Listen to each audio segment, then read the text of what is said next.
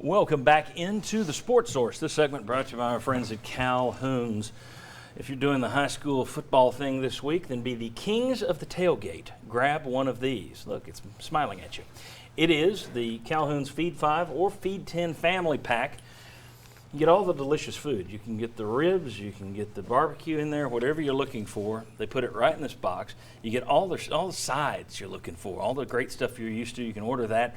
Everything you need, literally, utensils, plates, the napkins, the whole 9 yards. You can even take beer that they produce at their brewery, Spokane Brewery. So great stuff. Calhoun's, get in touch with them. If you're doing the tailgate thing, let Calhoun's do the work for you, and you can be the hit of the tailgate. Calhoun's, the taste of Tennessee. All right, I want to welcome in two more members of our panel today. Mike Stoll, VFL, back with us today. Thank you for joining us. Always glad to be here. All right. Drove all the way from Middle Tennessee. Appreciate it. Right down there, Chuck Cavaleris is with us again, so thank you, Chuck. Good to be here. Let's see here. Hot Read segment. That's two topics, one for each pair, although really it's three topics today, and we're divvying it up in a different way. But let me start down there with Chuck and Jimmy. Quick question. What has been the biggest shock of the season so far? Well, if I miss this one, you can send me to the transfer portal, John. It has to be Garantano, and that's the quarterback formerly known as Garantano. and what's going on? Is it vision? Is it recognition? Is it the combination of all the hits? Is it too much to think about? But you keep hearing he can't check off and get us into play. He's missing open receivers. He's throwing it late. Where's the chemistry there with Marquez Callaway? You don't even know Callaway's on the field. Pretty much. I mean, there's just so many things there. At some point, I will also say, though, that part of that also goes back to Callaway. I mean, we've talked about Marquez Callaway. Right. Granted, somebody's got to put the ball in his hands, but he gets a lot of pub around here for being, wide receiver U is back. Look at Jennings and Callaway. Jennings fights for the ball. Jennings is a fighter, one way or the other. And he made some mistakes yesterday. Right. But Callaway disappears for long stretches. But some of that's on the quarterback, no question. Yeah. I'm going to combine mine with the easy answer of Garantano versus Jim Chaney. I am very surprised that this offense has not been more effective. I know a lot of that goes back to the quarterback, but Tennessee still has trouble on 3rd and 1, right, until they put a defensive lineman in front of Quavaris Crouch and got one against Florida yesterday. But I thought that Chaney would get more out of Garantano. I thought he would get more out of this offense. I thought they'd score more points. I thought the tight end would get more touches. So I think a part of that, to me, is I'm surprised that Chaney has not gotten more of the offense. I thought it was the best possible hire they could make. Me too. And I still think long-term it will be. I do too. But that leads to my surprise. Yes, exactly. Yeah. Good answers, guys. All right, now let me go to Mike and Will and talk to you about your old position. So it's really one question but two different angles to it. Mike, I want your take on the offensive line so far. Looking through, basically yesterday and so far what you've seen since you played the O-line. Will, you played D-line, what you saw yesterday and what you've seen so far. Your take on the offensive line this year.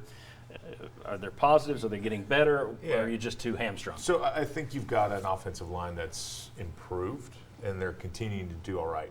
I wonder because, number one, you refer to Chaney. He is not throwing the ball down the field.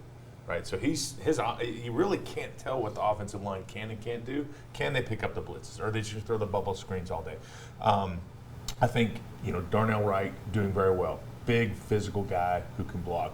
We saw him work his way into the starting position. He should be a starter, 6'6", 330. That's the kind of guy you need. Kennedy is playing better. We saw him last year before he hurt his knee. He got clobbered, and he has improved. Trey Smith, I think I saw him yesterday miss a really easy block that caused a fumble because the guy just jumped inside of him. So I wonder, they're improving, but are they – you just can't quite tell because I think they're not opening the offense to do what they need to do. And the Trey Smith thing, he's on such a different regiment too. You wonder about if you're not hitting during the week, does that impact your play on Saturday? Absolutely, it sure does. Okay, Will, your thoughts on the defensive line? Yeah, defensive line is interesting because it's a mixed bag. I mean, if you look at the beginning of this year, you got Georgia State, everybody and their brother running through them, like going out of style, pushing them back. Yesterday was actually their first game to be competitive at the line of scrimmage on the run game. And part of that I do have to contribute to Batuli because he was getting them in position so many times throughout that game. And I think in the past, one of the reasons they've been run through is they weren't in the right place. But pass rush, there's no growth. There is absolutely no growth. You see a bunch of guys that don't look like they have any move besides run into the guy and try to push him back. And I'll also include in that Darrell Taylor and the outside linebackers. I don't see anything other than run upfield and beat the guy, fast-wise. They don't have that ability to do that against everybody. So you saw better yesterday against stopping the run and being able to hold their position and not getting pancaked. But beyond that, no, I don't see a lot of growth.